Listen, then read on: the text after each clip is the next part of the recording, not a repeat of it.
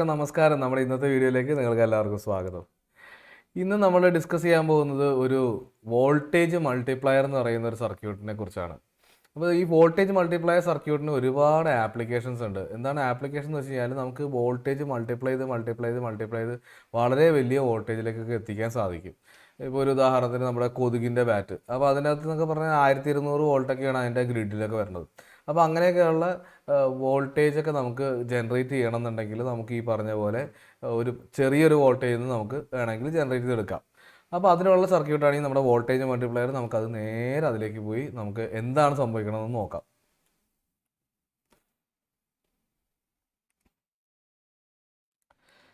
ഇതാണ് നമ്മളുടെ voltage multiplier circuit. അപ്പോൾ ഇതിൻ്റെ അകത്ത് നമ്മളൊരു ഇൻപുട്ട് സിഗ്നൽ കൊടുക്കേണ്ടത് VI എന്നാണ് അതിൻ്റെ പേര്. VI എന്ന് പറയുന്ന ഇൻപുട്ട് സിഗ്നൽ എന്ന് പറഞ്ഞു കഴിഞ്ഞാൽ this is equal to VM sine ω t. അപ്പോൾ നിങ്ങളൊരു കാര്യം മനസ്സിലാക്കണം, ഇത് ഒരു എന്താണ്, ഇതൊരു സൈൻ വേവ് ആണ്. ഒരു AC സിഗ്നലാണ് നമ്മൾ ഇൻപുട്ടായിട്ട് കൊടുക്കുന്നത് അല്ലേ. ഒരു ഓൾട്ടർനേറ്റിംഗ് സിഗ്നലാണ് നമ്മൾ ഇൻപുട്ടായിട്ട് കൊടുക്കുന്നത്. പക്ഷേ നമുക്ക് ഔട്ട്പുട്ട് കിട്ടുന്നത് ഒരു DC ഔട്ട്പുട്ടായിട്ടാണ് കിട്ടുന്നത്. ഓക്കെ, അപ്പോൾ ഇതിൽ എങ്ങനെയാണ് ഇതിൻ്റെ ഔട്ട്പുട്ട് എന്ന് വെച്ച് കഴിഞ്ഞാൽ ഇവിടെ ഈ കപ്പാസിറ്റർ നോക്കിക്കേ, ഈ കപ്പാസിറ്ററിന് അക്രോസ് 2VM ആണ്. എന്ന് പറഞ്ഞു കഴിഞ്ഞാൽ നമ്മൾ ഈ ഇൻപുട്ട് കൊടുത്ത സിഗ്നലിൻ്റെ പീക്ക് വോൾട്ടേജ് ആയിട്ടുള്ള VMൻ്റെ ഇരട്ടിയാണ് ഇവിടെ ഈ കപ്പാസിറ്ററിന് അക്രോസ് കിട്ടുന്നത്. ഇതിനാണ് ഡബ്ലർ ഔട്ട്പുട്ട് എന്ന് പറയുന്നത്, ഡബ്ലർ ഔട്ട്പുട്ട്. ഇനി ഈ ഒരു കപ്പാസിറ്ററും കൂടി സീരീസ് കണക്ഷൻ പോലെയാണ് അല്ലേ. രണ്ട് ബാറ്ററി എടുത്ത് ഇങ്ങനെ ഒന്നിന് പിറകെ ഒന്നായിട്ട് വെച്ച പോലെ അല്ലേ, പ്ലസ് മൈനസ് അല്ലേ, നമ്മളത് കണ്ടിട്ടുള്ളൂ, മൈനസ്. അപ്പോൾ അങ്ങനെ നമുക്കൊരു സീരീസ് ബാറ്ററി പോലെ നമുക്ക് സങ്കല്പിക്കാം. അങ്ങനെയാണെങ്കിൽ ഈ കപ്പാസിറ്ററിൻ്റെ ഇങ്ങേയറ്റവും ഈ കപ്പാസിറ്ററിൻ്റെ ഇങ്ങേയറ്റവും തമ്മിൽ, ഈ രണ്ട് ടെർമിനലുകൾ തമ്മിൽ, അതായത് ഇതുപോലെ ഈ രണ്ട് ടെർമിനൽസ് തമ്മിൽ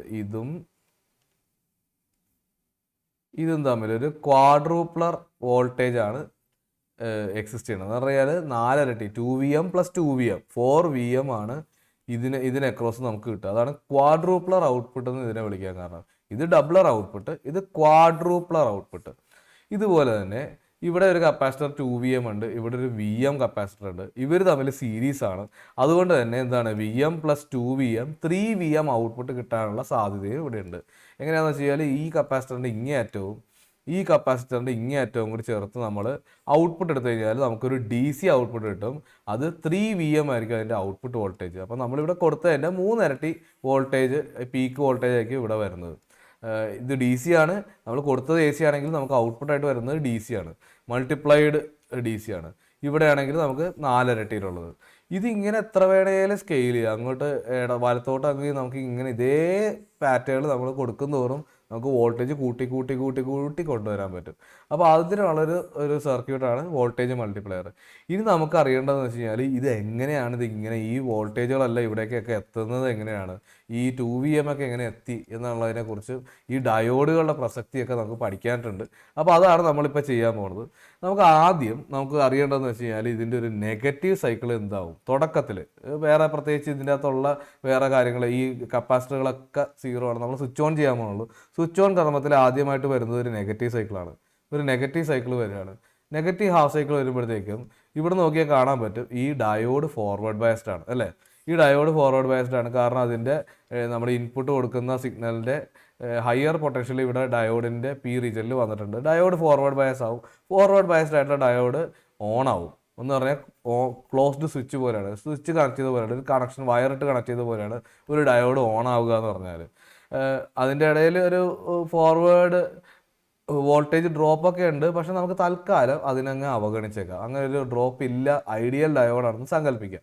അപ്പോൾ അങ്ങനെയാണെങ്കിൽ ഇത് ഓണായി കഴിഞ്ഞാൽ എന്ത് സംഭവിക്കും, ഈ വോൾട്ടേജ് ഇങ്ങനെ ഒരു കറണ്ട് ക്രിയേറ്റ് ചെയ്യും. ഈ ഡയോഡ് വഴി ഇങ്ങനെ ഒരു കറണ്ട് ക്രിയേറ്റ് ചെയ്യും. ആ കറണ്ട് കാരണം ഈ കപ്പാസിറ്റർ ചാർജ് ആവും. എങ്ങോട്ട് ചാർജ് ആവും എന്ന് പറഞ്ഞാൽ ഈ വോൾട്ടേജ്, അതായത് VIയുടെ മാക്സിമം വോൾട്ടേജ്, ദാറ്റ് ഈസ് VMലേക്ക് ചാർജ് ആവും. അങ്ങനെയാണ് ഈ കപ്പാസിറ്ററിന് VM എന്ന് പറയുന്ന ചാർജ് കിട്ടുന്നത്, വോൾട്ടേജ് കിട്ടുന്നത്. ആ കപ്പാസിറ്റർ വോൾട്ടേജ് എന്ന് പറഞ്ഞാൽ VM ആവുന്നത് ഈ ഒരു നെഗറ്റീവ് സൈക്കിളിൽ വെച്ചിട്ടാണ്. അപ്പോൾ ഈ നെഗറ്റീവ് സൈക്കിളിൽ VM ആവും, നെഗറ്റീവ് സൈക്കിൾ മാറി പോസിറ്റീവ് സൈക്കിൾ ആകും. പക്ഷേ എന്നിരുന്നാലും ഈ കപ്പാസിറ്ററിൻ്റെ കപ്പാസിറ്റൻസ് വളരെ വലുതായതുകൊണ്ട് പെട്ടെന്നൊന്നും ഇവൻ്റെ ചാർജ് തീർന്നു പോകില്ല, ഡീക്കേ ചെയ്തു പോകില്ല.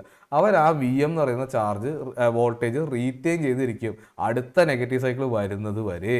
അതായത് ഈ ഡയോഡ് വീണ്ടും ഫോർവേഡ് ബയസായി ഇങ്ങനെ ഒരു കറണ്ട് ഉണ്ടായി റിപ്ലനിഷ് ചെയ്യുന്നത് വരെ ഇത് ഇങ്ങനെ ഇവിടുത്തെ വോൾട്ടേജ് മുറുക്കി പിടിച്ചിരിക്കും.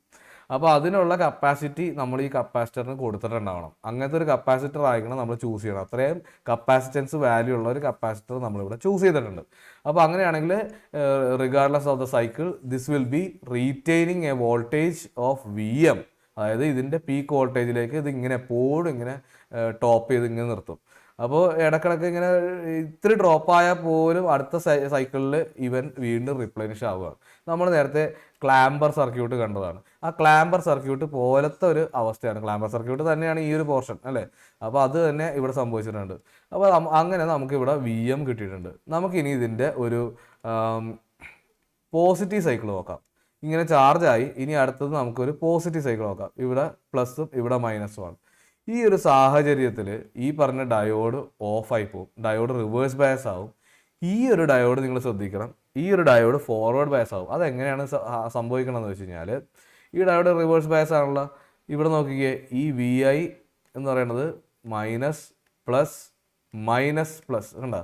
അപ്പോൾ ഇവിടെ ഇങ്ങനെ ഈ ഇൻപുട്ട് സിഗ്നലും ഈ ഒരു കപ്പാസിറ്ററും സീരീസ് കണക്ഷനിൽ വരുന്നതായിട്ട് കാണാം. അങ്ങനെ സീരീസ് കണക്ഷൻ വരുമ്പോഴത്തേക്കും ഇതിൻ്റെ ഹയർ പൊട്ടൻഷ്യൽ നേരെ ഈ ഡയോഡിൻ്റെ P റീജിയനിലേക്ക് എത്തും, ലോവർ പൊട്ടൻഷ്യൽ ഇവിടെയുണ്ട്. അപ്പോൾ എന്തായാലും ഈ ഹയർ പൊട്ടൻഷ്യൽ ഇവിടെ എത്തിയിട്ടുണ്ട്. അതുകൊണ്ട് തന്നെ എന്ത് പറ്റുമെന്ന് വെച്ച് കഴിഞ്ഞാൽ ഈ കപ്പാസിറ്റർ ഇപ്പുറത്ത് കിടക്കുന്ന കപ്പാസിറ്റർ ചാർജ് ആവും. എങ്ങനെ ചാർജ് ആവും എന്ന് വെച്ച് കഴിഞ്ഞാൽ ഇവിടുത്തെ വോൾട്ടേജ് പ്ലസ് ഇവിടുത്തെ വോൾട്ടേജ്. ഇപ്പോൾ ഇവിടുത്തെ വോൾട്ടേജിന് പ്രത്യേകത ഉണ്ട്. എന്താണ്, ഇത് പൊങ്ങി പൊങ്ങി പൊങ്ങി പൊങ്ങി കൂടി വന്നാൽ സൈൻ ഒമേഗ T എന്ന് പറയുന്നത് 1 ആവുന്ന കണ്ടീഷനാണ് മാക്സിമം അല്ലേ. അന്നേരം എന്തായിരിക്കും ഇതിൻ്റെ വാല്യൂ VM ആയിരിക്കും. അപ്പോൾ VI എന്ന് പറഞ്ഞു കഴിഞ്ഞാൽ the maximum value of VI is VM. അപ്പോൾ നമുക്ക് മാക്സിമത്തിലേക്ക് ഇത് ചാർജ് ആയി കിട്ടും. ഈ കപ്പാസിറ്റർ ചാർജ് ആവും. എങ്ങനെ ചാർജ് ആവും? ഈ VMഉം ഇവിടെ മാക്സിമം വരുന്ന VMഉം കൂടി ചേർന്ന് 2VM ആവും. ആ 2VM ചാർജ് ഇതിൽ കൂടി കപ്പാസിറ്ററിനെ ചാർജ് ചെയ്യും. ഈ സൈഡിൽ നിന്ന് ഇങ്ങനെയും ആയിട്ട് ഈ കപ്പാസിറ്റർ ചാർജായി വരും. ഈ ഡയോഡിനെ നിങ്ങൾ മറന്നേക്കുക. ആ സമയത്ത് പോസിറ്റീവ് സൈക്കിൾ വരുമ്പോൾ ഈ ഒരു ഡയോഡിനെ മറക്കുക, ഇതില്ലാന്ന് തന്നെ സങ്കല്പിക്കുക. ഈ ഡയോഡിന് പകരം ഒരു വയറിട്ട് കണക്ട് ചെയ്തതായിട്ട് സങ്കല്പിക്കുക. അപ്പോൾ അങ്ങനെ നോക്കിയാൽ ഇവിടെ നിന്ന് ഇങ്ങനെ ഈ കപ്പാസിറ്ററിനെ 2VMലേക്ക് ചാർജ് ചെയ്യും. അങ്ങനെയാണ് ഈ കപ്പാസിറ്ററിന് 2VM വരിക.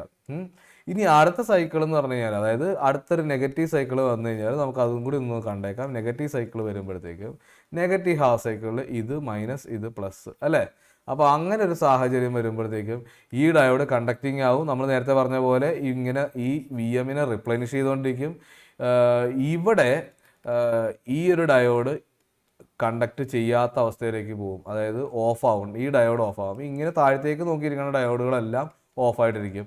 ഈ ഒരു ഡയോഡ് ഓണും ആയിരിക്കും, ഈ ഡയോഡ് ഓണും ആകും. അപ്പോൾ എന്ത് സംഭവിക്കുന്നത് വെച്ച് കഴിഞ്ഞാൽ ഇവിടെ നമുക്ക് രണ്ട് ഡയോഡുകൾ ഓണാണ്. ഈ ഡയോഡ് ഓണാണ്, ഈ ഡയോഡും ഓണാണ്. അതുകൊണ്ട് തന്നെ ഈ ഒരു കപ്പാസിറ്ററിൻ്റെ ഈ ഒരു ടെർമിനൽ ഈ ഡയോഡ് വഴി ഇങ്ങോട്ടേക്ക് കണക്ഷൻ കൊടുത്തുകൊണ്ടിരിക്കും. അപ്പോൾ നമ്മൾ മനസ്സിലാക്കേണ്ട ഒരു കാര്യം എന്ന് വെച്ച് കഴിഞ്ഞാൽ ഓണായിട്ടുള്ള ഡയോഡിന് പകരം ഒരു വയറിട്ട് കണക്ട് ചെയ്തതായിട്ട് സങ്കല്പിക്കണം. അപ്പോൾ ഇവിടെ രണ്ട് വയർ കിടക്കുന്നതായിട്ട് സങ്കല്പിക്കുക. അപ്പോൾ ഇവിടെ നിന്ന് ഈ ടെർമിനലിൽ ഈ വയർ വഴി ഇങ്ങോട്ട് കണക്ട് ചെയ്ത് വെച്ചിട്ടുണ്ട്, ഇവിടെ നിന്ന് ഈ ടെർമിനലിൽ ഈ വയർ വഴി ഇങ്ങോട്ടും കണക്ട് ചെയ്ത് വെച്ചിട്ടുണ്ട്. ഈ നടുക്കത്തെ സാധനം ഇല്ല, കാരണം എന്താണ്, അത് റിവേഴ്സ് ബയസ് ആണ്. അപ്പോൾ അവിടെ നിന്ന് ആ ഡയോഡ് എടുത്ത് കളഞ്ഞ പോലെയാണ്, സ്വിച്ച് ഓഫ് ചെയ്ത് വെച്ചേക്കണ പോലെയാണ്, ഡയോഡ് എടുത്ത് കളഞ്ഞ പോലെയാണ്. അപ്പോൾ ഇങ്ങനെ ഈ ഒരു കപ്പാസിറ്റർ എന്ത് പറ്റും, 2VMലേക്ക് ചാർജ് ആവും. ഈ കപ്പാസിറ്റർ 2VMലേക്ക് ചാർജ് ആക്കും ഇതിനെ. അങ്ങനെയാണ് ഇത് 2VM ആകുന്നത്. ഇനി അടുത്ത കേസിൽ എന്ത് സംഭവിക്കും, നമുക്ക് പോസിറ്റീവ് ഹാഫ് സൈക്കിൾ നോക്കാം. പോസിറ്റീവ് ഹാഫ് സൈക്കിൾ, ഇത് പ്ലസ് ഇത് മൈനസ്. പോസിറ്റീവ് ഹാഫ് സൈക്കിൾ എന്ത് സംഭവിക്കുന്നത് വെച്ച് കഴിഞ്ഞാൽ ഇത് റിവേഴ്സ് ബയസ്, ഇത് റിവേഴ്സ് ബയസ്, ഇത് ഫോർവേഡ് ബയസ്, ഇത് രണ്ട് ഫോർവേഡ് ബയസ് ആവും. ഈ റിവേഴ്സ് ബയസ് ആയിട്ടുള്ള ഡയോഡുകളൊക്കെ എടുത്ത് വലിച്ചെറിഞ്ഞ് കളഞ്ഞ പോലെയാണ്, ഇവിടെ കണക്ഷൻ ഇല്ലാതെ ഓപ്പൺ ആക്കി ഇട്ടേക്കണ പോലെയാണ്. ഫോർവേഡ് ബയസ് ആയിട്ടുള്ള ഡയോഡുകൾ എന്ന് പറഞ്ഞാൽ വയറിട്ട് കണക്ട് ചെയ്ത പോലെ, ഈ ഡയോഡിൻ്റെ വയർ ഒരു വയർ കിടക്കണ പോലെയാണ്. അതുകൊണ്ട് തന്നെ ഈ 2VM ഈ കപ്പാസിറ്ററുമായിട്ട് കണക്റ്റഡ് ആണ്. ഈ 2VMൻ്റെ ഈ നെഗറ്റീവ് ടെർമിനൽ ഈ 2 VM ഈ C4ൻ്റെ നെഗറ്റീവിലേക്കും ഈ C3യുടെ പോസിറ്റീവ് C4ൻ്റെ പോസിറ്റീവിലേക്കും കണക്റ്റഡ് ആണ്. അതുകൊണ്ട് തന്നെ ഇവിടുത്തെ 2 VM ഇവിടേക്ക് ചാർജായി വന്നോളൂ. അപ്പോൾ ഇവിടെയും 2 VM ചാർജ് നമുക്ക് കിട്ടും. അപ്പോൾ അങ്ങനെയാണ് നമുക്ക് ഈ പറയുന്ന ഈ വോൾട്ടേജ് നമുക്ക് ഈ കപ്പാസിറ്ററിൽ വരുന്നത്, ഈ വോൾട്ടേജ് ഡിഫറൻസ് ഇവിടെ വരുന്നത്. അപ്പോൾ അങ്ങനെ നമുക്ക് എന്ത് കിട്ടും? വോൾട്ടേജ് മൾട്ടിപ്ലയർ എന്ന് പറയുന്ന ഒരു സംഗതി നമുക്കിവിടെ കിട്ടുകയാണ്. ഈ ഒരു സാധനം വളരെ ഇമ്പോർട്ടൻ്റ് ആയിട്ടുള്ളൊരു കാര്യമാണ്. നമുക്ക് എന്താണ് മറ്റ് ഡിവൈസുകളൊക്കെ വെച്ച് നോക്കുമ്പോഴത്തേക്കും ഇതിനൊരു പ്രത്യേക പ്രസക്തിയൊക്കെ ഉണ്ട്. നമുക്ക് ഇത്രയും വോൾട്ടേജിനെ എങ്ങനെ മൾട്ടിപ്ലൈ ചെയ്ത് കൊണ്ടുവരാമെന്നുള്ളതിൻ്റെ ഒരു സിമ്പിളായിട്ടുള്ള ഡയോഡും കപ്പാസിറ്ററും വെച്ചിട്ടുള്ള സിമ്പിൾ സർക്യൂട്ടാണ് ഈ പറയുന്ന ഈ ഒരു വോൾട്ടേജ് മൾട്ടിപ്ലയർ സർക്യൂട്ട്. അപ്പോൾ നമ്മളിത്തരം സർക്യൂട്ടുകളൊക്കെ നമ്മൾ ഡിസ്കസ് ചെയ്യുമ്പോൾ നമ്മൾ തീർച്ചയായിട്ടും ഈ ഡയോഡുകൾ എങ്ങനെയാണ് വർക്ക് ചെയ്യുന്നത് അത് സ്റ്റെപ്പ് ബൈ സ്റ്റെപ്പായിട്ട് നമ്മൾ എഴുതണം. അതായത് നമ്മൾ നേരത്തെ പറഞ്ഞ പോലെ ആദ്യം ഈ ഡയോഡ് ഓണാകുന്നു, ഈ കപ്പാസിറ്റർ ചാർജ് ആകുന്നു VMലേക്ക്, പിന്നെ ഈ അടുത്ത സൈക്കിളിൽ ഈ ഡയോഡ് ഓഫ് ആകുന്നു, ഈ ഡയോഡ് ഓണാകുന്നു, ഈ കപ്പാസിറ്ററും ഈ ഇൻപുട്ട് സിഗ്നലും കൂടി ചേർന്ന് 2 VM ചാർജിലേക്ക് ഇതിനെ ചാർജാക്കി വെക്കുന്നു. അങ്ങനെയുള്ള സ്റ്റെപ്പ് ബൈ സ്റ്റെപ്പായിട്ട് നമ്മൾ ഒരു എക്സാം പോയിന്റ് ഓഫ് വ്യൂവിൽ പഠിക്കുമ്പോൾ നമ്മൾ അങ്ങനെ സ്റ്റെപ്പ് ബൈ സ്റ്റെപ്പായിട്ട് ഒരു സ്റ്റേറ്റ്മെൻറ്റ്സ് എഴുതി പോകണം. അങ്ങനെ എഴുതി പഠിച്ചാലാണ് നമുക്കിത് ക്ലിയർ ഒരു പിക്ചർ കിട്ടുള്ളൂ. ഇത് നമ്മുടെ വോൾട്ടേജ് മൾട്ടിപ്ലയറിൽ മാത്രമല്ല, നമ്മൾ ഈ പറഞ്ഞ പോലെ നമ്മളുടെ ക്ലിപ്പറിൻ്റെ കേസിലും ക്ലാമ്പറിൻ്റെ കേസിലും ഒക്കെ നമ്മളിങ്ങനെ എഴുതി നോക്കണം. ഓരോ കണ്ടീഷനിലും ഓരോ ഡയോഡും ഫോർവേഡ് ബയസ് ആകുമ്പോൾ എന്ത് സംഭവിക്കും, ഓരോ ഡയോഡ് റിവേഴ്സ് ബയസ് ആകുമ്പോൾ എന്ത് സംഭവിക്കും എന്നുള്ളത് എഴുതി പോകണം. അങ്ങനെ മനസ്സിലാക്കിയാലേ നമുക്കിത് കിട്ടുള്ളൂ. അപ്പോൾ ഇതാണ് നമ്മുടെ വോൾട്ടേജ് മൾട്ടിപ്ലയറിൻ്റെ കഥ.